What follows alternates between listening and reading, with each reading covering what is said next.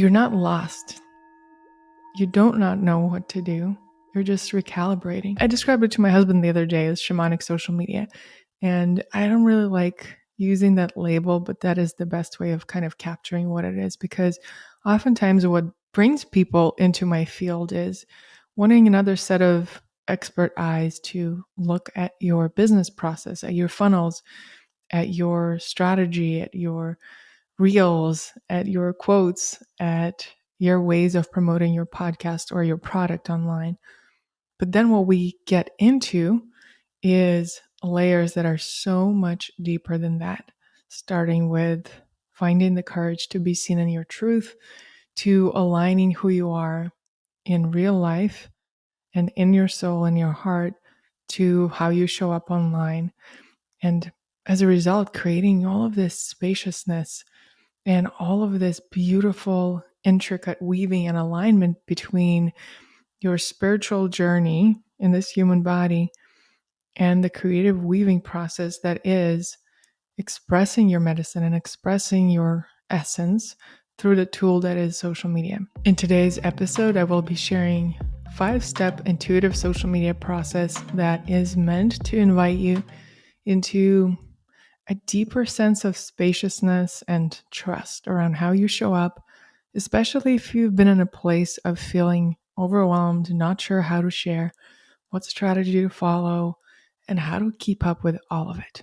So I'm not going to tell you to research your ideal client avatar or do hashtag research to see what the top thing in your industry is, or to compare your account and how you show up to other people in your industry.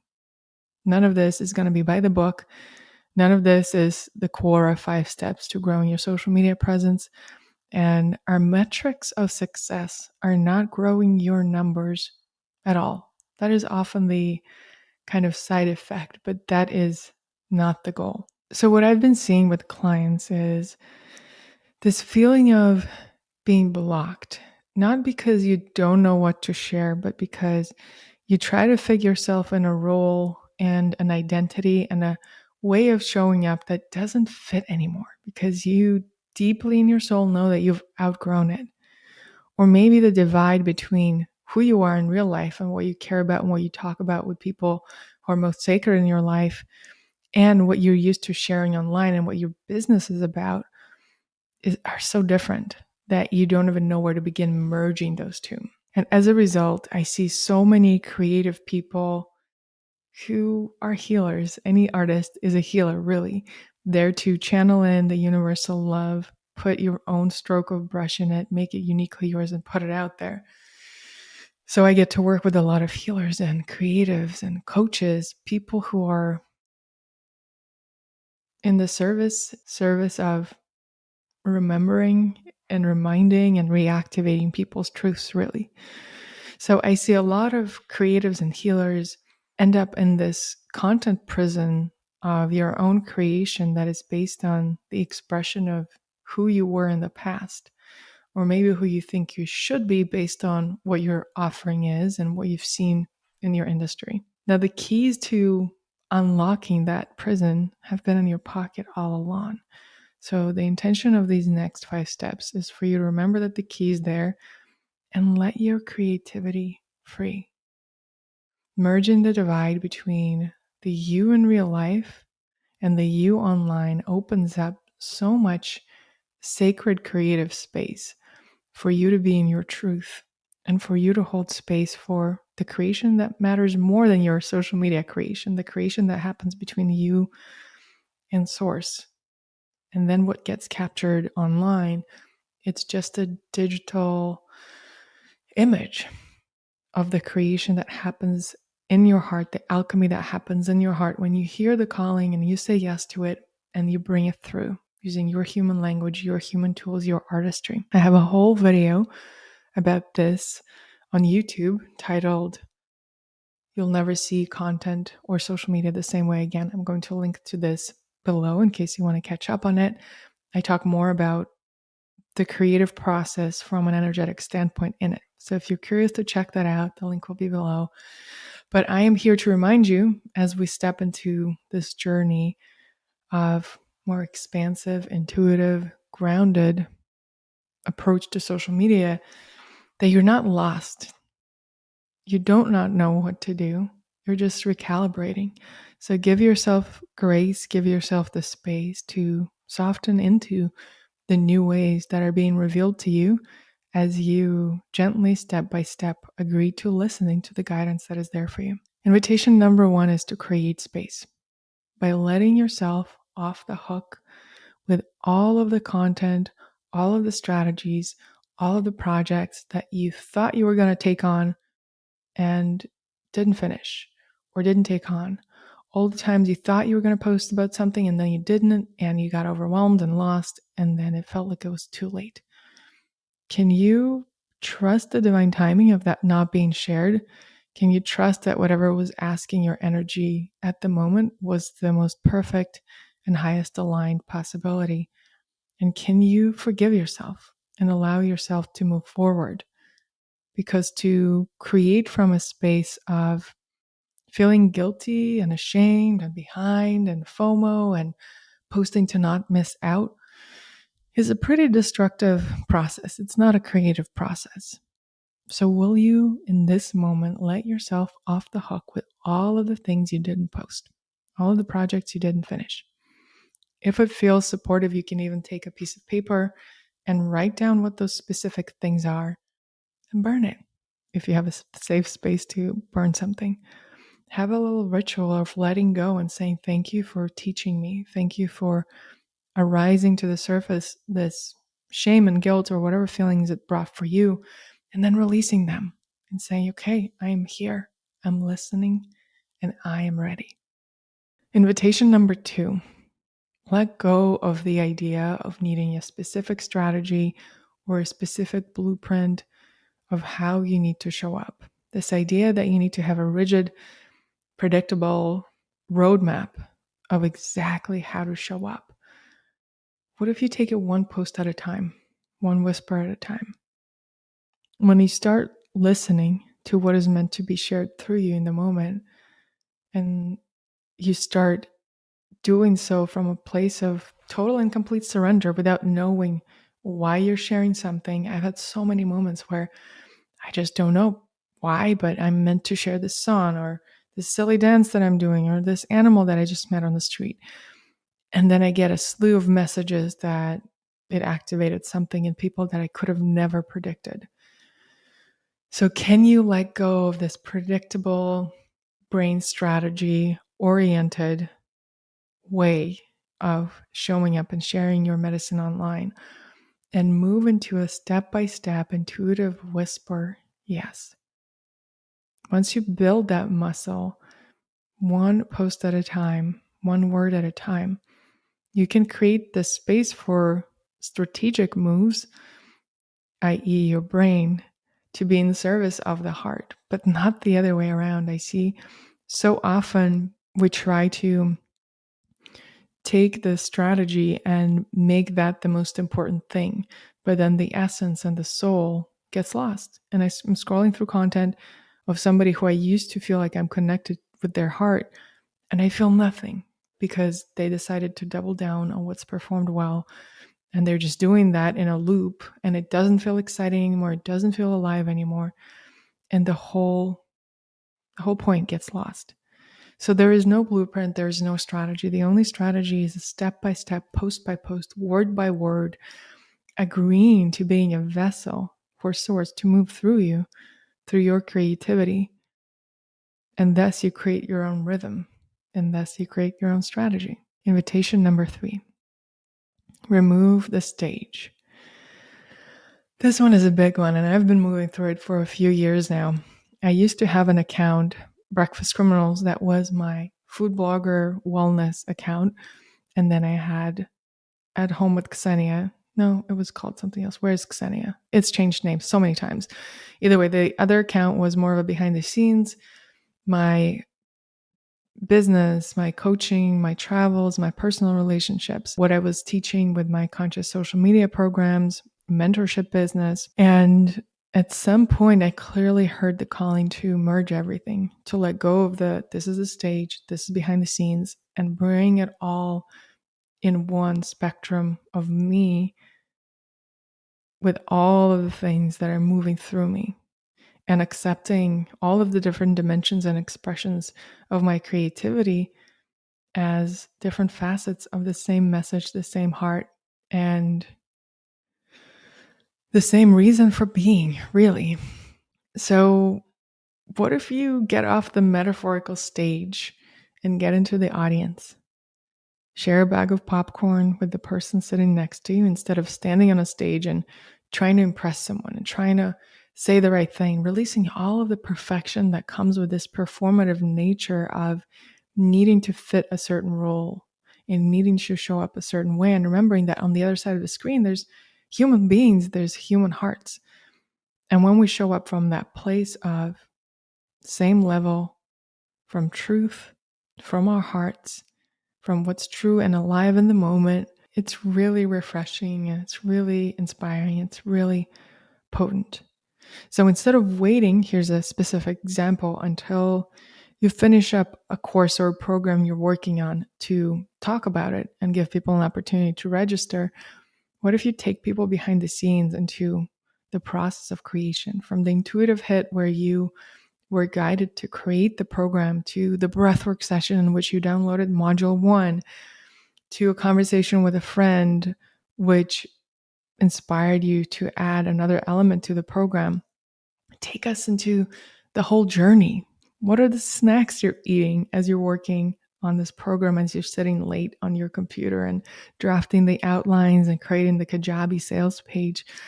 I want to know what is alive for you, instead of you completely leaving social media for a month, working on the program, and then coming out and kind of revealing it with a red carpet. Take away the red carpet, take away the stage, and take me in the process, because there's as much, if not more, actually more, healing and remembering and activation in being in this journey and process together than there is in the final offering. And the result of that launch will also be a lot more mind-blowing and successful than anything you could have done if you were doing it from a stage perspective. Invitation number 4 is let me feel your heart. This is where it gets subtle and energetic, and that's where you can really play with words to transmit the frequency of you. This is where not showing up from, I should be showing up, I haven't posted in a week, and showing up from, let me feel into what feels alive and what I'm meant to share right now. That's when it matters more than ever. Don't just share a quote to your story without context, but tell me what about it moves you, how it feels alive in your life, what it activates in you. I follow you because I want to feel your heart, not your strategy or even your wit. So don't give me facts. Give me a way to feel what's alive in you, where you're at, what's important to you, what's activated in you. And yes, you can do it with words, you can do that with energy. And it also is a practice that can take time. So give yourself grace, one word at a time, one post at a time. When you start showing up from that place of truth, of who you are, it feels so liberating, because there is no box to fit. There is no formula to satisfy. There is only being committed to the truth of who you are, listening deeply, and having the courage to act on it and show up and be seen. Invitation number 5 is reevaluate how you measure success. You can feel the breath, because that has also been a big, big lesson I have been moving through. My mentor, Michelle, invited me to do that as I was transitioning my social media accounts and reframing some of the businesses and offerings that I have in the world. What I keep coming back to is, what is my measure of success? And at the moment, it has moved far, far, far away from how many views something gets, how many comments or likes or shares something gets. Doesn't mean I don't look at it. I still do, but it's not the measure of success. The measure of success was this a true expression of me? Did I hear a yes? And did I find the courage to hit publish? That's it. After that, my job is done and I surrender the outcome. Because what happens to something I put out there, all of the ripples that happen as a result of it is just an invitation into trust. That's not up to me. I cannot control it. My only job is to be a vessel for truth. So, how will you measure your success? Can you bit by bit untangle this addiction to numbers and proof and validation? And know that you are here, you are alive at this time, and creativity wants to pour through you. And that's enough. There's nothing to prove. And it's interesting, what I'm thinking about is the industries of book publishing and magazines and even influencers working with brands. There's still a lot in those industries that is based on the foundation of external numbers being the biggest value. It's not that easy sometimes to say, okay, I don't measure my success that way and move into a new paradigm. But you're here and you're listening to this now, which makes me believe that you're a powerful being, and each being like you choosing to embody this new paradigm of measuring success, stripping it away from likes and comments and all of these external metrics of success, and coming back into the heart, into the fullness of who you are, into your truth. The more all of us do that, the more we're reminding others that this is a possibility that they can choose with each step. So will you be the courageous one and lead the way? As a bonus, I also want to offer you a reframe on the whole follow thing. Some people get really overwhelmed when they notice that specific people are following them, especially if there's a blue check mark next to it. Or maybe it's somebody that you want to work with or somebody in your industry that seems high up. What does that even mean? And what I've seen is a lot of creatives get paralyzed when they know that there's somebody watching them, somebody important watching them. And so, first of all, we don't know anything about those people. And instead of speaking to their title with our content, speak to their hearts. You never know why you're connected with somebody. And typically, from what I've observed, we are connected to people from the most formal work circumstances because there's like a deep soul healing contract conversation that is meant to be had, but I could have never predicted it. So trusting the unknown and being as you can possibly be. Now, for some people, what's paralyzing is this idea of needing to follow back everybody who follows you. And dang, that's draining. It's a social construct. I don't know where it even came from, but your creative space, your social media page is a sacred altar that is between you and source. It is not between you and your followers. It's between you and source. And following is not a forever thing. I see it as a much more transitory curation of what you intentionally want to place in your field. It's not your social obligation to follow anyone back. And personally, I do it very intuitively. So I'll go through these different creative phases in which I surround myself with specifically curated creative energies that help me cultivate what I'm focused on at the moment.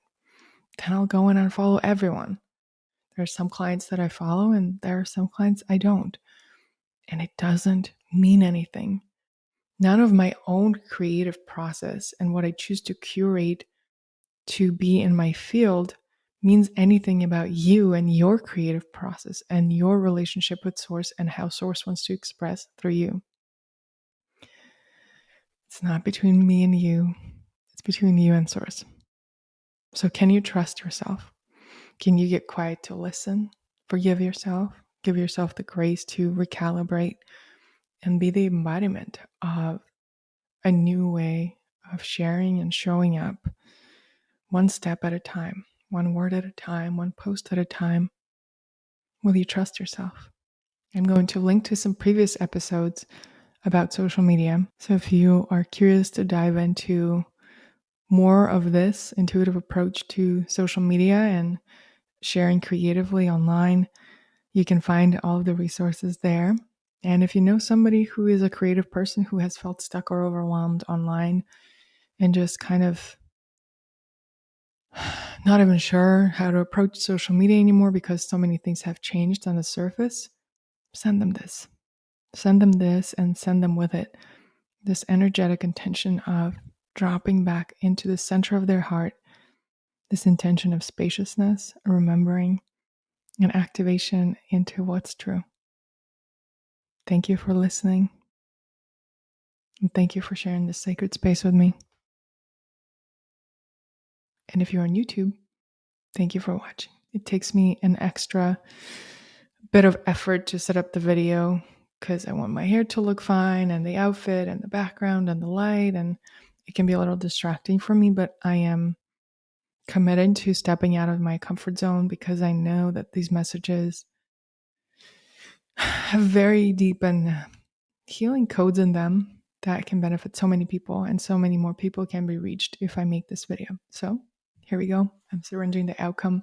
I did what I was called to do, and the rest is beyond my pay grade.